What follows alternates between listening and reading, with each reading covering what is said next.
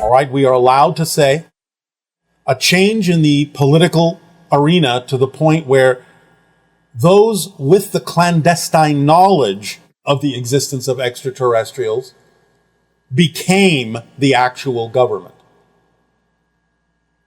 instead of the government that you have, which is mostly populated by individuals at this point in your history that don't really have any understanding or knowledge of the existence that the clandestine individuals and organizations do who are aware of our existence. Do you understand that that makes sense to you? Yes. All right. Good. Can you provide us with some insight to the occurrence at Skinwalker Ranch in Utah? There's evidence that seems to be significant that there were some sort of strange occurrences there. And yes. Is that a possible first location for open contact? It is possible. It is a very powerful portal, interdimensional portal on your planet, one of several, that allows for the coming and going of different extra-dimensional beings of different types. So you are beginning to realize and discover and map out, in a sense, that particular portal as existing because it has a very strong manifestations that are very apparent.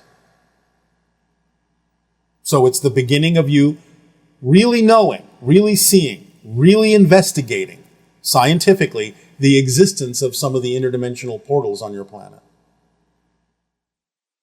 Which comes back to what you were talking about with resonance, that if you're in a particular location, then that can help prime you to a resonance with another being, or I guess an ET being associated with that vortex?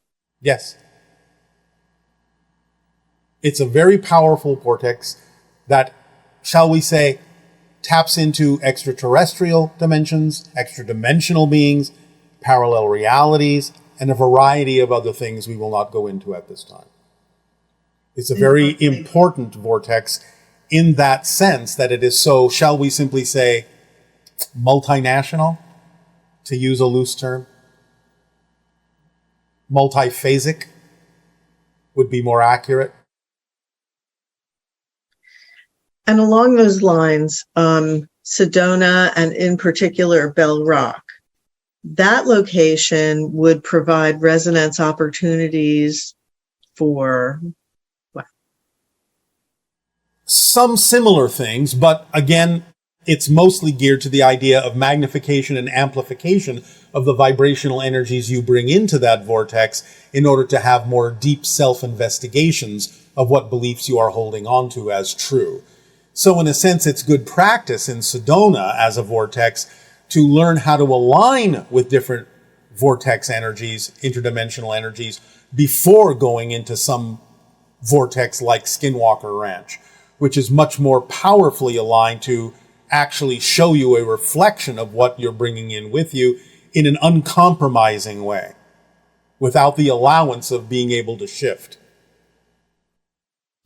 And locations like, say, Machu Picchu, where there seems to be a lot of extraterrestrial activity. Yes, well, again, there are these dimensional vortices all around your planet where it is easier for traffic to come and go, so to speak. So the ones that would be, let's say, particularly lined with nature energy, would they may also be ET kind of related? In some cases, some of them are a little bit more heavily weighted in terms of nature or elemental beings. But yes, all of them can be used depending on the nature of the extraterrestrial or extra-dimensional energy to make connections to those beings. But different vortices are weighted in different ways that makes it easier for you to make a resonant connection to different things. Sometimes more than the idea of an extraterrestrial connection, because it's more relevant for you to connect to an elemental or some other nature spirit. So on the nature side, and particularly for those that are interested in Willa and her timing, what are some locations that would be heavily weighted in the nature direction that would be complementary to Willa's reality? The idea of some of the crop circles in Glastonbury, and also, of course, many locations in Ireland. With regard to your United States, it's more about the idea of Shasta. And redwoods? Yes, of course. Any nature location, any forest will have some vortices that are connected to the idea of the elementals. But you were asking for the more prominent ones. Right, right. And another person was sharing with me that they had an experience in Alaska, in a very, very remote part of Alaska, where they were interacting with, I guess, Sitka pine, or that the forest was so magical in that particular. There are many vortices also in Alaska, and one thing that can be said is in many places upon your planet, whenever there is a city that is a prominent city, it's mostly because either intuitively or unconsciously, people have gravitated to a vortex in order to create that city, and that's one of the reasons why they settle in that place. But in terms of a natural vortex, a natural spot in Alaska, you will find that the Denali forest is one of the most powerful. Wow, okay. And also a question came up about the concept of, with resonance, you can obviously talk with beings, interdimensional, etc. But also on the idea of plants and even microscopic things like viruses, that you can communicate with those beings also. And so this leads to the question of regarding COVID and individuals who have talked about having contact with the virus itself, the consciousness of the virus. Yes. And in both cases, even though one had a frightening experience and the other one had a more loving experience, the end result was when they woke up in the morning, they no longer were ill. Yes. Again, this can be done in many different ways, and especially some of the plant teachers on your planet can avail your consciousness to communicate with life forms such as that. Can you explain a little more about why one person would have a negative and one would have a positive, but the outcome was still the same? It's either what they needed to experience or what they brought in with them in terms of their belief system unconsciously. And the difference between people who receive messages like that and the vast majority of people who don't seem to have any kind of experience like that? Well, there are many different reasons. But in general, most people are simply not in tune to those kinds of things or don't believe that such experiences can happen. And they simply operate more out of fear. Okay. And like the major shifts that we've gone through as a planet due to this particular situation, is that level of nature talking to us about what we need to change or helping us become aware of what we need to change? Yes, exactly so.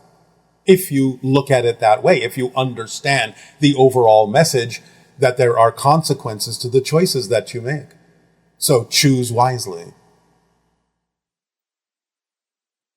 Perhaps we feel like we've accomplished sort of dominance over science in a sense, or many of the things that in our earlier periods of history we were not able to cope with, like pandemics and things like that. So maybe our listening is different now because we've achieved a sense of competence in dealing with these things. Well, when you say we, again, remember, not everyone perceives things the same way. So let me make a statement, a comment. One of the things that would be perhaps advantageous for your species is to understand in your ancient, shall we say, for now, as an example, in your ancient biblical terms, when you read that humanity was given dominion over the earth, you have mistranslated the word dominion. What you were assigned to be is caretakers. So dominion over the animals and the plants and so on and so forth does not mean that you control as you wish, as you will. It means that you take care of it, that you are the tenders of the garden, you are the caretakers. That is what having dominion on the earth means, that you are in harmony as nature and a caretaker of the world. So absorb that, and many things will become much clearer as to why things are happening the way they are happening. Right, and that seems to interact with the idea of scarcity of resources, that there's so much competition amongst the human beings for what they consider scarce resources. It is only a belief system that makes things appear scarce. So that goes hand in hand with changing our relationship with the planet. Yes, and changing the relationship with yourself. So one person here was asking, can things like emotions and negative beliefs be passed down through epigenetics or epigenetics? If so, is there a way to clear the hereditary negative beliefs that your conscious mind is unaware of? It's not that they are literally passed down, but the genetics can create a predisposition based on the theme you've chosen to explore to absorb the idea of fear-based beliefs from those around you, such as your parents or your society or your schooling or your friends. They don't absolutely determine that you have inherited it, but you may have inherited the predisposition to absorb those things. And therefore, it still comes down to what you choose to believe by self-investigation and knowing that you are completely empowered to decide what is true for you. So when an individual is in the womb and they're experiencing the environment as being whatever their mother is experiencing, Yes. what kinds of things are they absorbing during, let's say, the last 3 months of the pregnancy? Whatever is more relevant to the theme that they chose to explore by having chosen that individual to be born to. Remember, that's a choice too. And if they have a certain theme they would like to explore, they're going to choose an individual that's going to give them at least the possibility of predisposing them to absorbing certain things that will help them on their journey, either to change them, to overcome them, or to live with them. There's no accidents in that. So a child that would be born to someone, let's say, that's bipolar, where they experience their rage and they also experience the loving side, I suppose. Case-by-case basis, that's all we will say on this subject. Take it as a case-by-case basis. There are as many reasons for children and spirits to choose individuals like that. I cannot give you one generalization that works for all. Okay. So you've also spoken of our planet as being a living entity. In Yes. recent years, we've seen what is, from our perspective, extreme climate and disease events. Can it be said that we are witnessing Earth's autoimmune system countering the human infection, and that is endangering its well-being? So, as you once told us, your people's name for our planet is Ananika. Ananika. that was the other thing I wanted to know, the Anka, yes. I wouldn't necessarily think of yourself as an infection. That doesn't serve you, really. And the idea is that the earth can get along fine without you. But the idea is that you are creating one atmosphere, one biosphere, one idea here in conjunction with the earth as expressions of nature from the earth. So the idea of what you reflectively see as the earth's illness is your illness of belief systems. So the idea is for you to see those reflections as a way to guide you back into balance and back into harmony within yourselves. In the unlikely, shall we say, event that you exterminate yourselves, become extinct, the earth will move on without you. But the earth and you have made, in a sense, a higher agreement to have a certain experience that allows you the opportunity to reach a higher plane of existence in harmony. to play out certain stories in a more positive way. It's up to you to use it that way, but what the earth is doing is reflecting the imbalance within humanity. It's not that the earth itself is diseased. It's acting as a reflective guidance for you to bring yourself back into balance. So those that chose to be here on earth in a situation where most of our recorded history, there are some kinds of wars going on somewhere.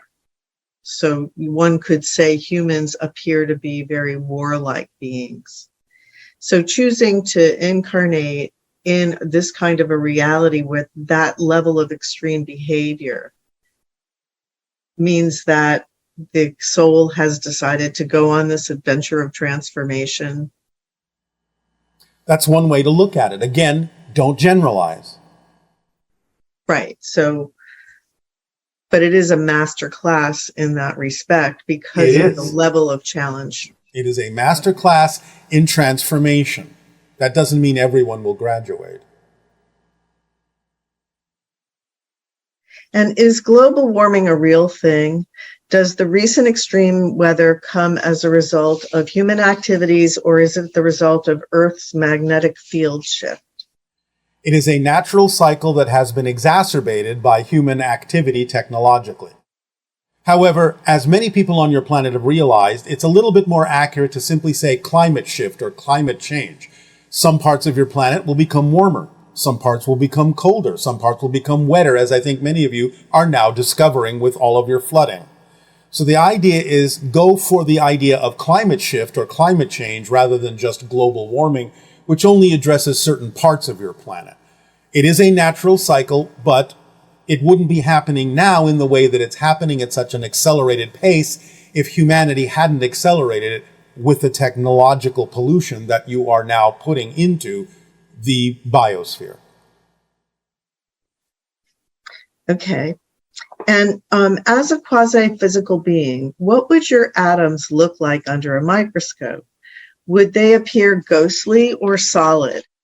Do you pass through liquids such as water without feeling it, or is there a certain part of the H2O molecule that you can sense? And could you transfuse your quasi-physical atoms into a physical being? Yes, the atoms would appear somewhat ghostly to you.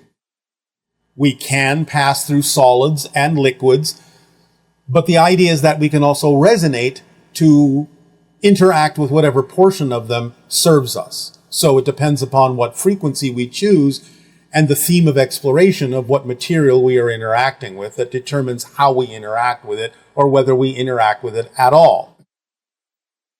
It depends upon the type of physical being in terms of the idea of sharing our particular atomic structure with them. In a way, for most of you on your planet, for us to introduce the idea of the quasi-physical particles into your physical material body would probably create a sensation or an experience similar to what you call spontaneous combustion.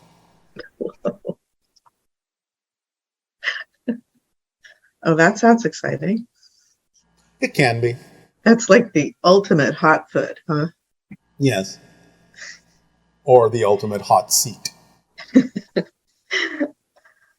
How did the Greys choose the human subjects to create hybrids? And was it merely a genetic component they were looking for in people with certain life experiences, or was there some other alternative ideas?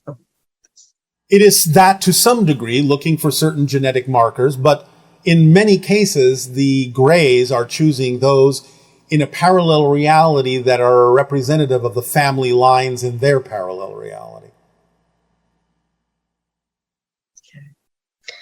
And do any of the 5 hybrid races have all black artificial lenses directly on their eyes to protect them from certain environments? Yes, the Greys do, and the tall Greys can, the Mizani, sometimes use that technology.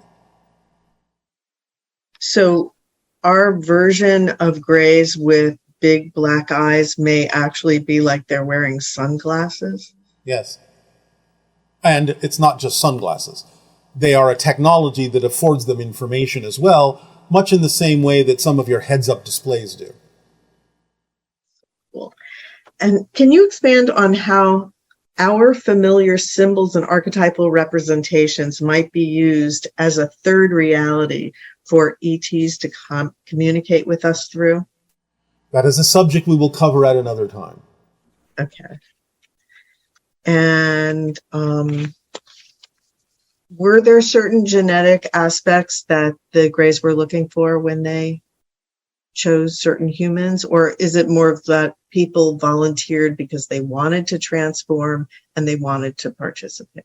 Both. What would be some of the attributes, though, that a new human? Not at this time. Okay.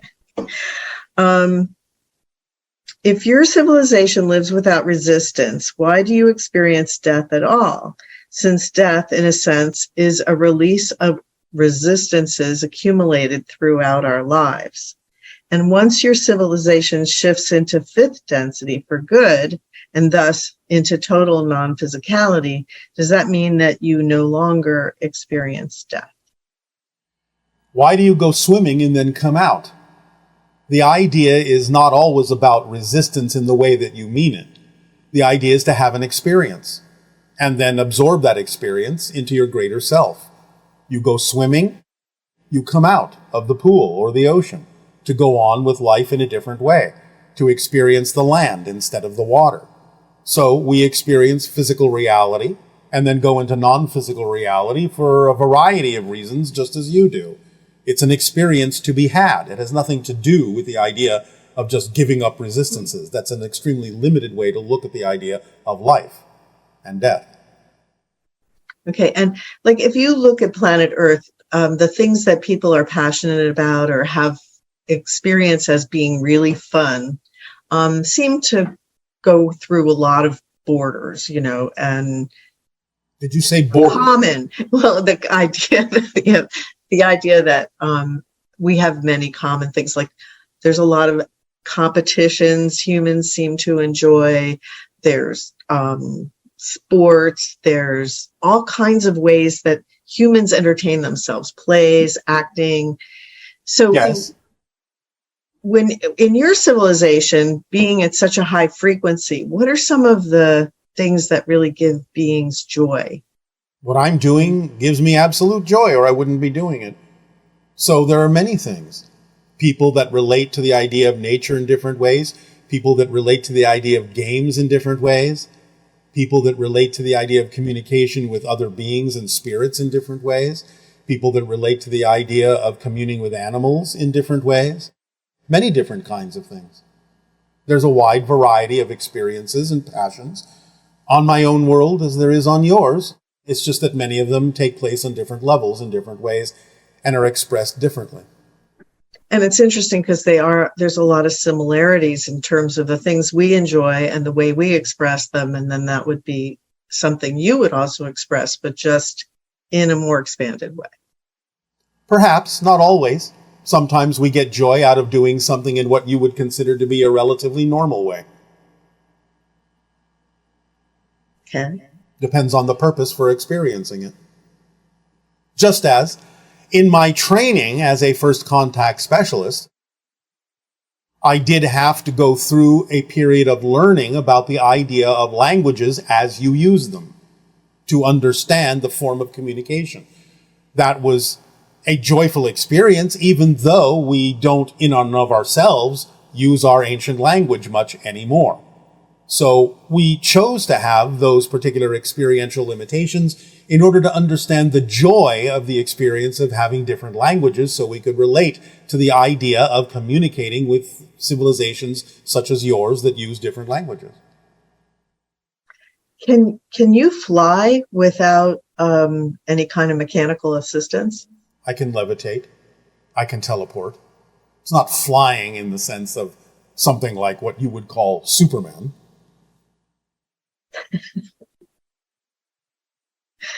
The kinds of things that humans actually dream about and then think, oh, I really wish I could do that here on Earth.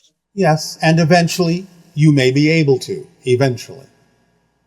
That is your way of expressing the idea of motion. We have a different way of expressing the idea of motion. Speaking of levitation, there's a game that children play at summer camp where someone lays down and then everyone puts like one finger on each hand underneath the person, and then they simultaneously are able to raise the person up. Yes. What is the mechanism? What's happening there? There are several things at play.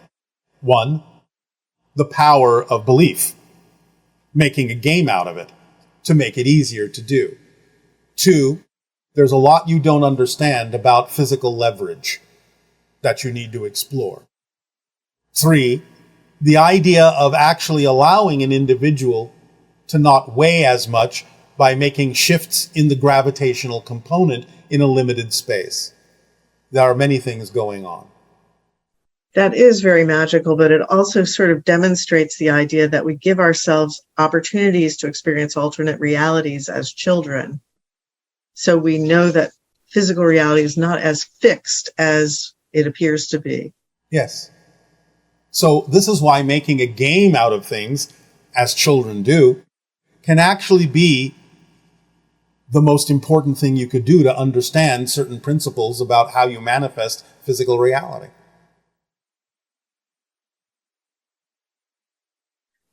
I've heard there is a wave of consciousness which permeates the cosmos, and living creatures are made sentient by contact with it. Does such a wave exist? And if so, what can you tell us about it? You're simply talking about all that is and the way in which every single reflection of all that is relates to it. Some will express sentience in a different way than you would recognize. Some will express it in a way that you will recognize. But everything is a product of sentiency. Everything is conscious and uses consciousness in a different way. But you are simply talking about the wave of existence, the vibration itself of unconditional support and love that is the frequency of existence itself and all that is. Lovely. And back to the idea of resonance. Yes. If an individual wants to make contact with a specific being, a specific race, that kind of idea, what is it that they can do to really tune into that resonance in terms of actions they take physically? Be absolutely passionate about making that connection and dropping every single ounce of insistence about how that connection needs to be experienced simultaneously. And then go about your life taking the actions, whatever you can, whenever you can, that are indicative of having already made that connection. So, for example, if you want to connect with trees, yes, then you would immerse yourself in the physical environment. And then I guess the next part of it is I guess you learn everything you can about that particular tree. Or if you are passionate about it, you would absorb knowledge like a sponge. You would seek every opportunity to learn more. This is one of the main driving forces of our civilization, curiosity. and inspiration. We are insatiable.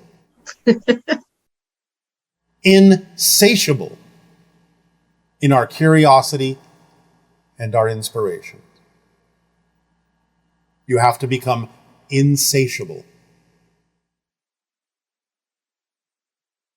Well, thank you for sharing with us the states of being that allow us to resonate with your frequency and have these conversations, as well as all the other opportunities that are actually available to us.